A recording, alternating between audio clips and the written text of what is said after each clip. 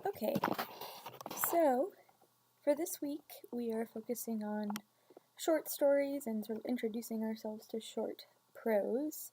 And you have been tasked with reading 3 short stories, including The Ones Who Walk Away from Omelas, The Lottery, and No Name Woman. So first of all, I want to talk a little bit about short prose in the section that you read for today on short prose and sort of what defines short prose. So for our class, we're going to be splitting up our focus on short prose fiction and short prose nonfiction, focusing on nonfiction at the end of the term. So right now we're focusing on the sort of short story genre, which is what you are reading for this week. It is important to note, however, that short prose is not just limited to short stories, but actually includes a lot of different types of writing, a lot of different genres, including myths and speeches, essays, legends, fairy tales, and things of that nature. So short prose can be fiction or nonfiction, um, but that's something that makes it rather malleable, makes it something that is sort of a broad category. So the shortness of short prose is not something that is fixed or sort of widely understood. There's not a specific number of words that make a text or make a narrative short prose. So your text gives an example of a 6-word story that's attributed to Hemingway, and it says apocryphally, but actually the folks at the Hemingway Library are pretty certain that he actually did write the 6-word story. So it can range from 6 words to thousands of words. So really, when we think of short, we're not thinking of a certain word count. We're thinking more of a sort of more fixed idea or focus on particular characters and particular action.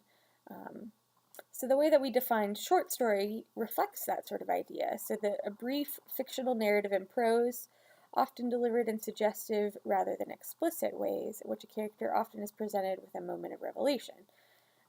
So this sort of more focused, fixed nature of the short story is something that is largely reflected in short prose. However, it is important to note that some of the sort of common features of short story and short prose are sometimes, sort of seen as hard and fast rules. However, that is not the case.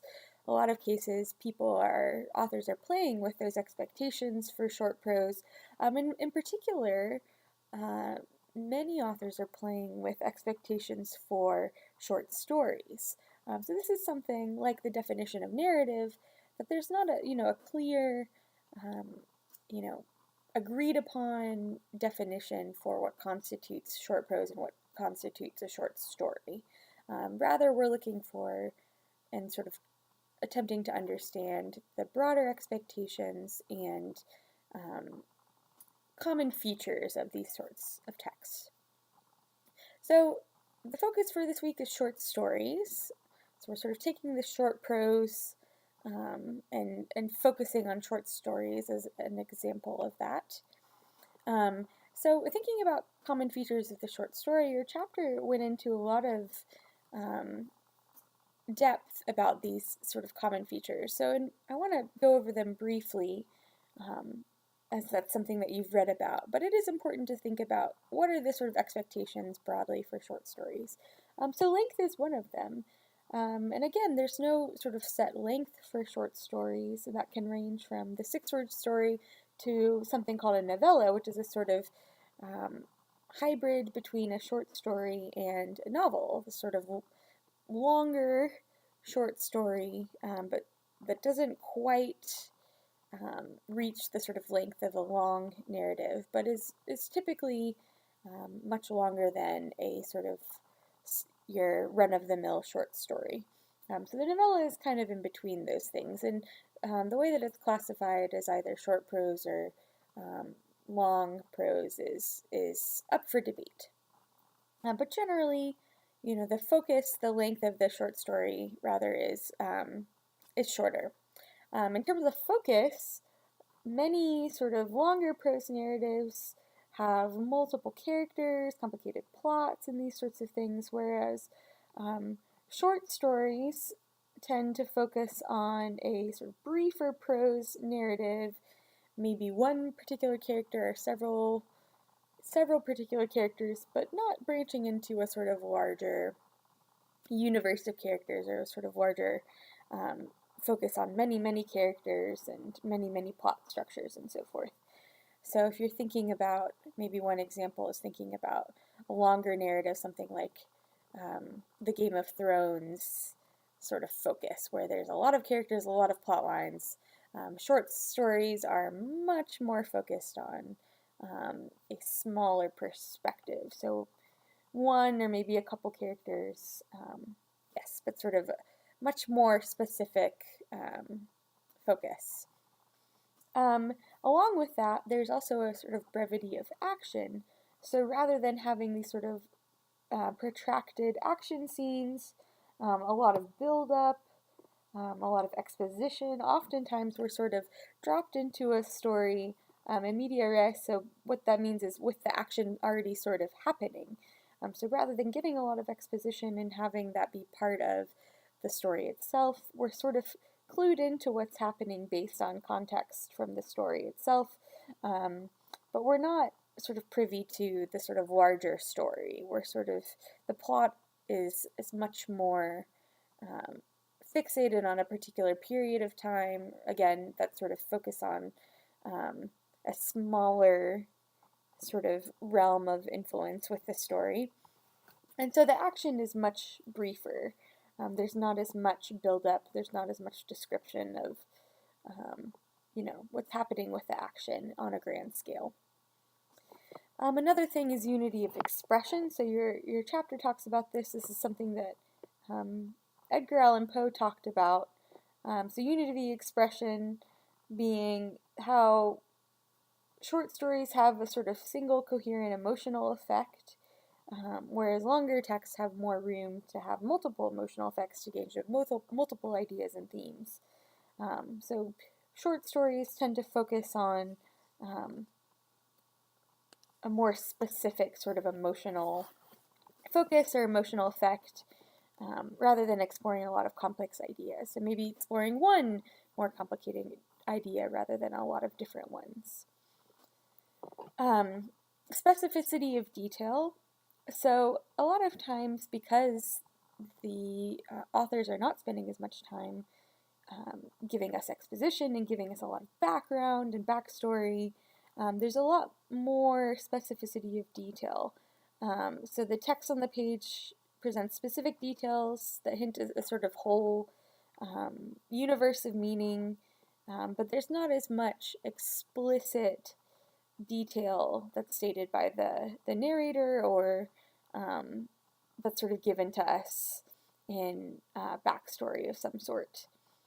So rather than getting this sort of extended, protracted family history of a character, we might get some sort of clue or an idea about, a complicated history through a letter or through a sort of passing thought from the main character that gives us an idea contextually about the character's sort of complicated backstory with their family. So rather than having a sort of long, protracted, backstory and lots of details about someone's life or the sort of action that's happening, it's our job often as readers to sort of figure out through the specificity of detail the larger context and the larger story. Technique of suggestion is also something that sort of is a result of brevity, and that's sort of what we're trying to understand through context. So the sort of principle of suggestion, the way that understatement works or implication works in the story, the things that we are not explicitly told but are sort of suggested to us, and that we are sort of tasked with as readers of sort of filling in the blanks and understanding the sort of greater context. So in some ways, short stories sort of lend themselves to the reader filling in the gaps, and thus sort of becoming part of the creation of the sort of larger story, because we're not always told explicitly what the sort of larger universe or larger story looks like. It's our job to fill in those gaps. And so there's some interesting sort of play between the ways that the reader is engaging with the story and imagining the details, and the way that the author is sort of leading us through the ideas that they want us to engage with. And finally, revelation is something that is sort of common feature of the short story, particularly ones that are focused on particular characters, or where we have a main character that we're sort of following. So a lot of times there's this sort of crucial moment in a character's life, a sort of important or life-changing revelation or decision that the character has to make. Often sort of, this is, the sort of climax moment of the text. But it's something that allows the character to sort of come to grips with what they're dealing with, or the sort of central issue or focus of the text. So epiphany is another word that's sort of thrown around as well. So because there's not a lot of time with shorter texts or shorter stories to build up these long stories and come to a climax over a long period of time, a lot of times those sort of revelation moments are the sort of climaxes that were given in short stories. So perhaps that's a sort of introspective moment for a main character, or an epiphany moment, but there's not as much exposition, rising action, and often not as much falling action either, not as much time for the main characters to sort of come to grips with that, and for us to see, what happens after this revelation. So again, a lot of this is sort of focused on the scope of the short story. So the length, the scope, the focus reflects the action, the unity of expression, the way that detail is utilized, the way that suggestions are sort of part of the text, and the sort of role of that revelation. Some other things that you read about included symbolism. So I want to briefly go over these, the ideas that you read about in lenses. So symbolism, of course, it's a way that authors can communicate more metaphorical ideas, often without explicitly telling us, this is what this means. We're led to sort of understand and recognize symbols and to interpret their significance, to see beyond the surface of what is being presented to us in the text. So symbols can be objects, words, actions, events, or even characters. There can be symbols that have multiple meanings and associations to them. And symbols are things that we can interpret. They sort of lend themselves to interpretation. So sometimes it can feel to us that there is a very particular symbol that the author is trying to get across, but we can interpret symbols regardless of whether or not there was any sort of authorial intent to intimate a particular symbol. That's something that we are reading and interpreting as part of our engagement with the text.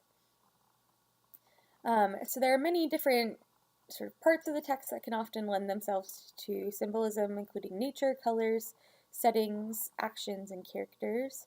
And archetypes are what we often refer to as symbolic characters, so sort of these stock characters. So the hero, the villain, the trickster, the sort of mother figure, the mentor figure. If we think about the sort of history of narratives, these are types of characters that we can trace throughout narratives at large. We often are introduced to a hero. There's often some sort of villain. So these are sort of basic building blocks of narratives, archetypes. And you'll find, though, that archetypes or symbolic characters are often played with by authors so that there's not necessarily just the traditional hero. We have things like anti-heroes, right, or villains that have complicated backstories.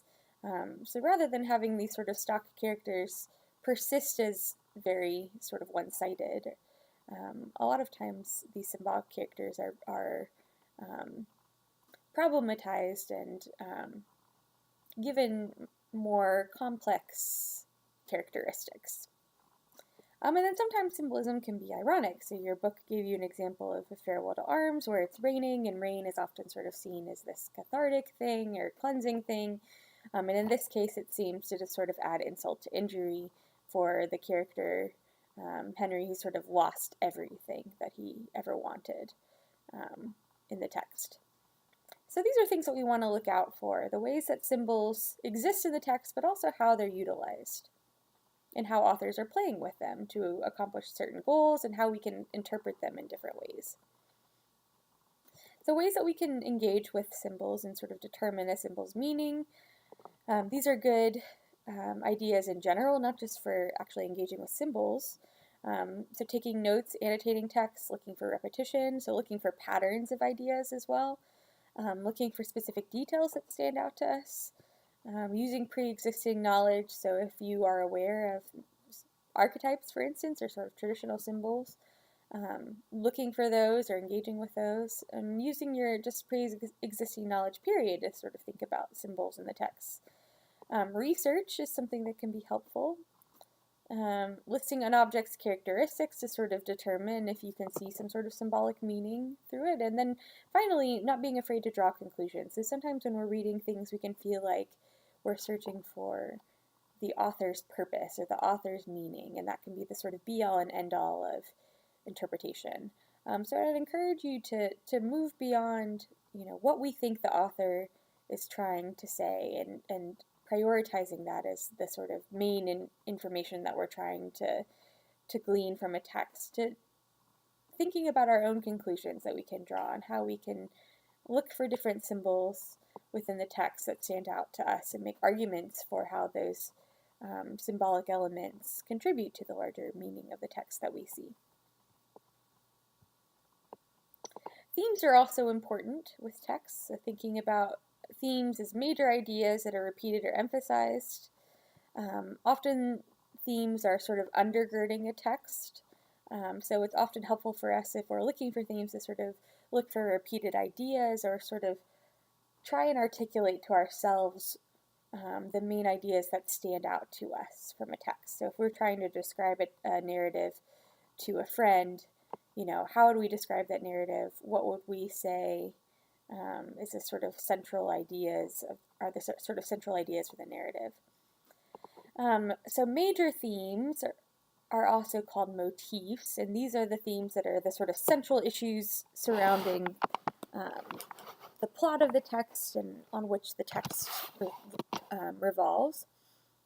And then minor themes are as they sort of sound, so other ideas, other themes that stand out in the text, but perhaps don't play quite as central role in the text itself.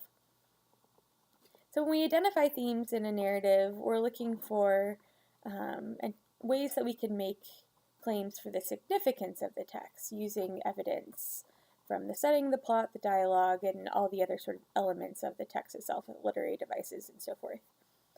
And a lot of times if we're identifying themes in a text, we can often turn those themes into interpretations, so arguments about the text's meaning and significance.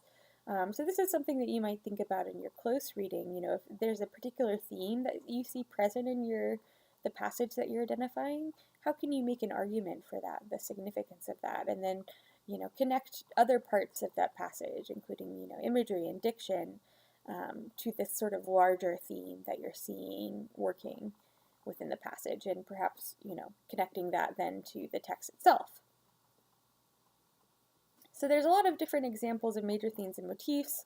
This is not the sort of be-all and end-all list, however, of motifs and themes that exist at large. And I would encourage you, as you're thinking about text and engaging with text, to sort of determine those themes for yourself.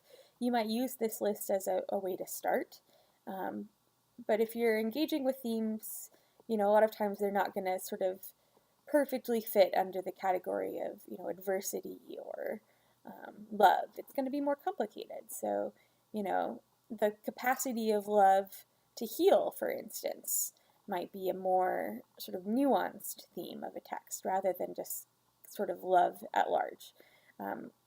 So use these as a way to sort of engage with and think about themes, but I would encourage you to dig into those and really come up with more specific themes that you see working in the text that we read. You also read about point of view, which is something that can be overlooked when we're engaging with text, but is really very important when we're thinking about the ways that we understand a text and the way that we understand the roles of the narrator, for instance. So point of view is the perspective by which the story is told. And really we want to think about the relationship between the narrator and the story and us. So can we trust the narrator? Is the point of view or the perspective from which a story is told, does it seem reliable to us? So when we're thinking about this relationship between the narrator and point of view, there's sort of three main categories of point of view. So first person, where the story is told from the narrator's perspective using the pronouns, the subjects rather, I and we. So second person, where the narrator speaks to the reader and refers to them as you. And then third person, the narrator speaks about the story, but they are removed from it in some way. So using she, he, they, or it. Tone is also something that we want to pay attention to.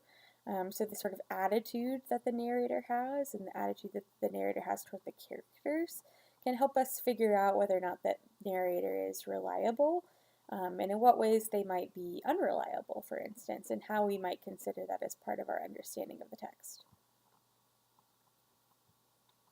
So first-person narrator often has a limited perspective, and a lot of times we can identify biases or sort of lack of information that might affect how we see their reliability and whether or not we want to entirely trust our narrator.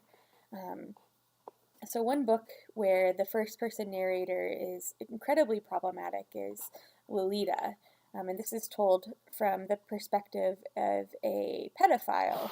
So we are sort of forced to listen to and have our narrator be this this person who's just really despicable, and we can recognize that there are biases that we're presented with, and it's our job to sort of sort out where the narrator is not telling us the truth and where he's distorting that. So second person, you, this audience, are told what is happening to you. So you're part of the story, part of the narrative itself. So the author is bringing the audience into the narrative. So the narrator is sort of, in a sense, sort of combined with the reader. And then third person, so there's two different perspectives. So generally narrators telling us about the story, so they're an outsider, they have knowledge about the immediate action of the story, but then there's third person limited, where the narrator is limited to thoughts of sort of one character, and then third person omniscient, where the narrator has access to thoughts of many characters. So these are sort of determining how much knowledge that third person narrator has, whether it's sort of knowledge of one person's thoughts, like in Harry Potter, and knowledge of many characters' thoughts. So the text that you are reading, let's start with The Lottery. So some background on The Lottery. It's a short story that was written by Shirley Jackson and published in 1948 in The New Yorker. And this is the cover for The New Yorker in which it was published. So it was published not too long after World War II, and then before, sort of at the start of the Cold War, so before the Cold War really got off to a big push, so to speak. So Jackson was inspired to write the story while actually just running errands on a sort of regular day in her town. She was thinking about the sort of town and the situation that she was, just sort of regular situation of running errands, and she was inspired by that. When asked if she had a specific interpretation in mind for the story, she said first, so it was just a story that I wrote. Later in 1948, she told reporters, I hoped by setting a particularly brutal ancient rite in the present and in my own village to shock the story's readers with a graphic dramatization of the pointless violence and general inhumanity in their own lives. So there's a pretty intense purpose there. And the story really had quite an interesting reaction as people were canceling their subscriptions to the New Yorker. Ooh, excuse me. There's a lot of discussion about the story amongst readers, and there's a lot of controversy and backlash to Jackson herself. So people really reacted strongly to this text. So some of the themes that we can identify. So the sort of danger of tradition and complacency and the way that groupthink can be problematic. These are themes that we can sort of trace within the text, but there are other themes that you might identify as well, and I would encourage you to sort of think about. Some symbols that I think are important to identify, but that I would like you to consider in your own readings of the text are what the lottery box actually means. So it's described as sort of old and dilapidated, and we're told how it could have been replaced, but sort of for the sake of tradition, this box has persisted, even though the system by which they do the lottery has not persisted, but that's changed.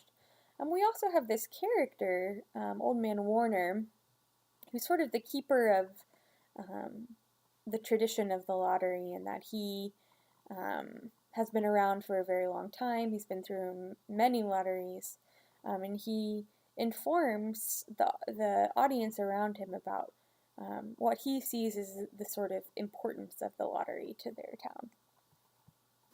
I'd also encourage you to think about the details and the way that Jackson includes a lot of different sorts of details. So with this story, we're sort of dropped into this scene where the children are collecting stones. We're not given, background about why they're collecting stones. We only find out at the end of the narrative why they're doing that.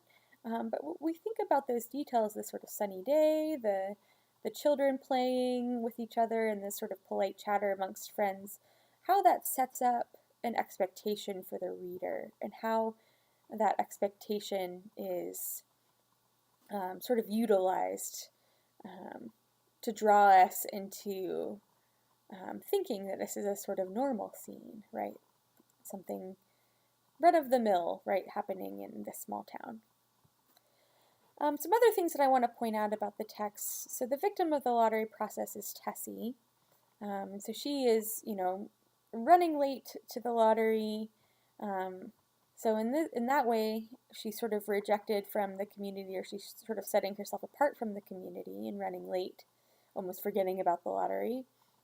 But once the lottery is finished, she's immediately rejected from the community and made to be an outcast. So the sort of signs of non-participation, right, being late, begging to redo the lottery, they mark her as someone who's questioning the rituals of her community, which helps to sort of further position her as an outsider.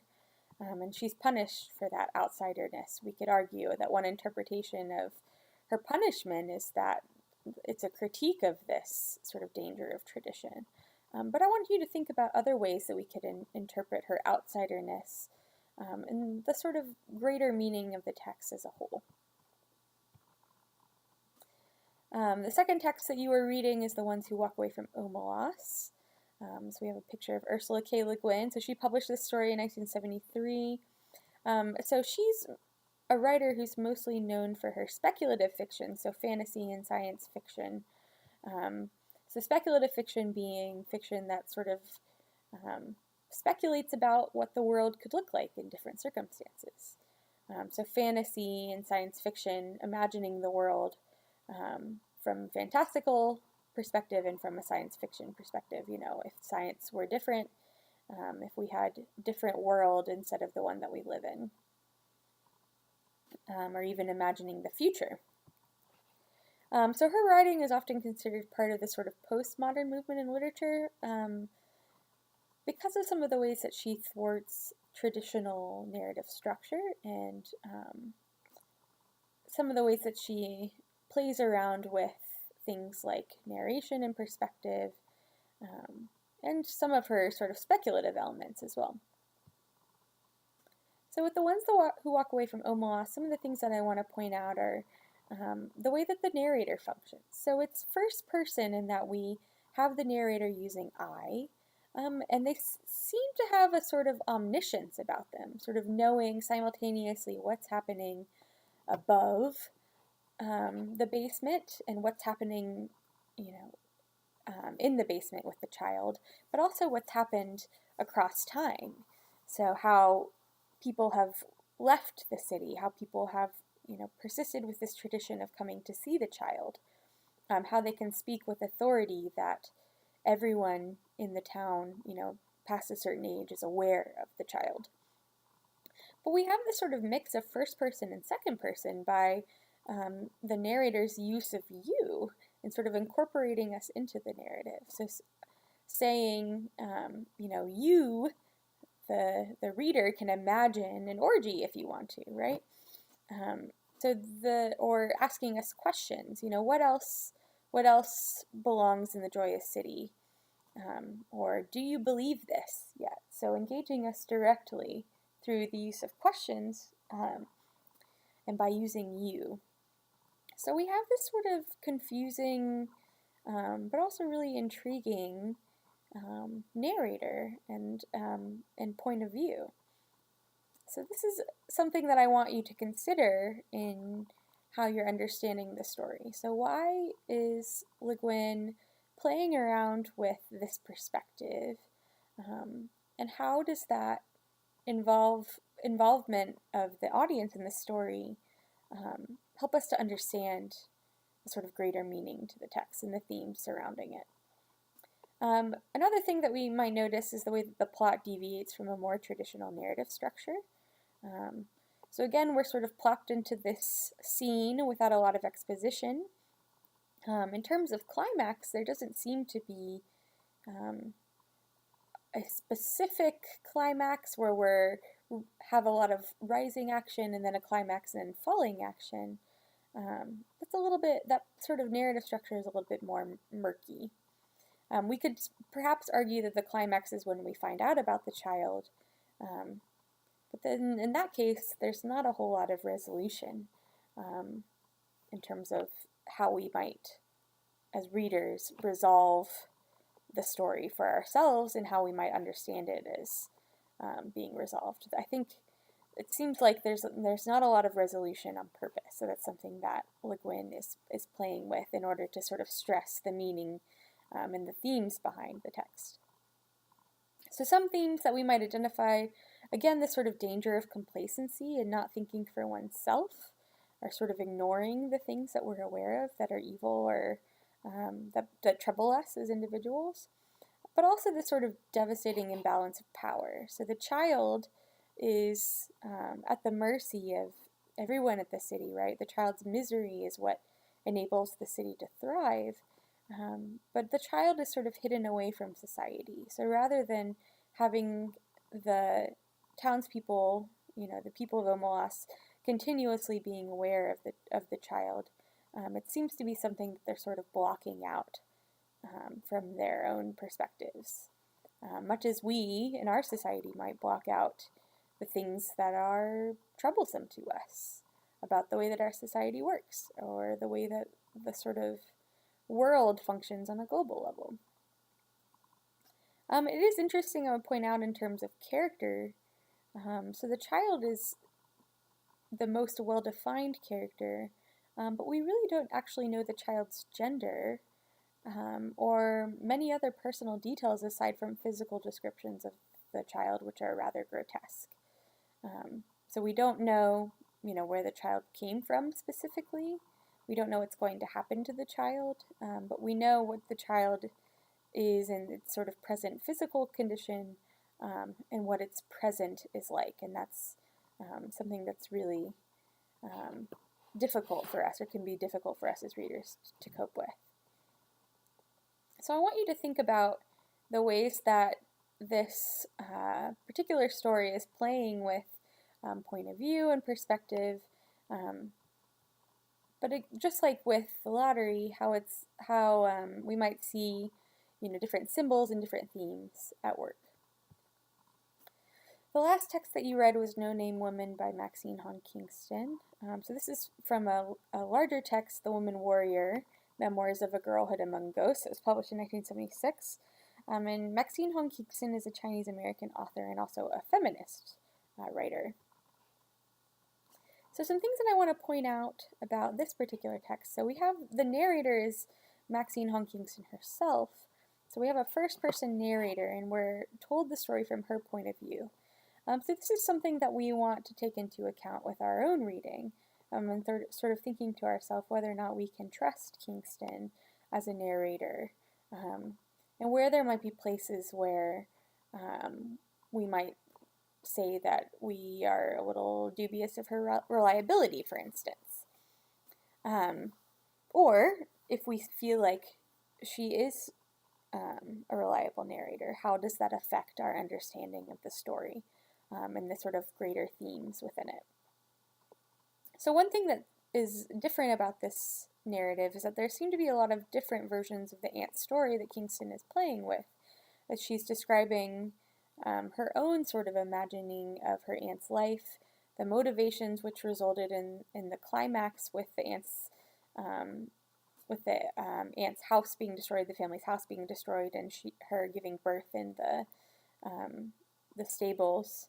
But it's important for us to think about how the narrative structure sort of revisits this climax in different ways, and how there's a lot of shifting around the sort of traditional structure of the narrative arc as we get different sort of forms of exposition, different imaginings of what the climax looks like, different parts of sort of rising action.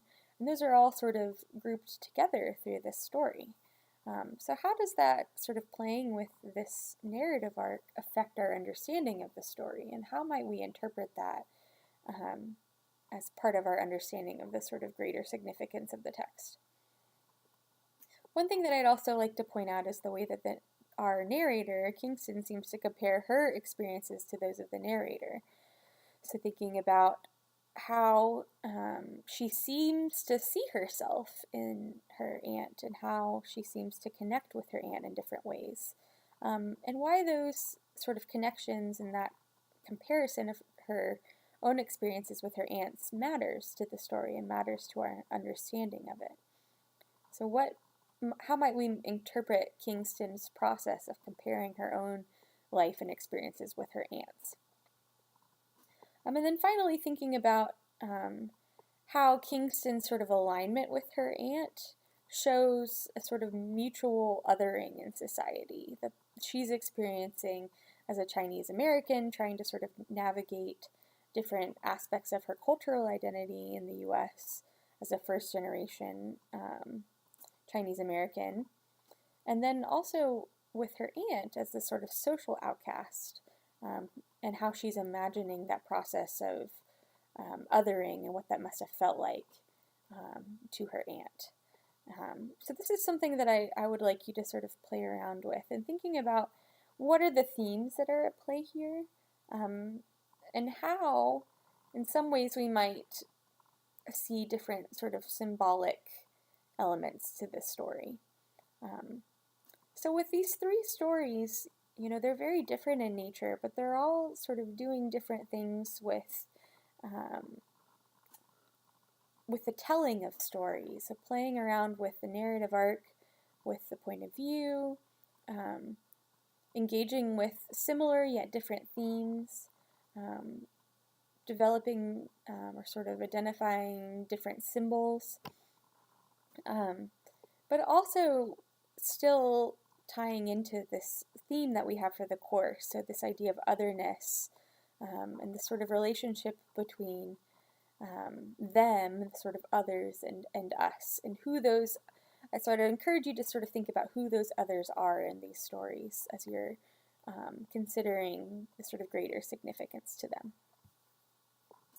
That is it for now. I look forward to coming back and speaking with you for week 3. And as always, if you have questions or concerns, feel free to contact me via Canvas.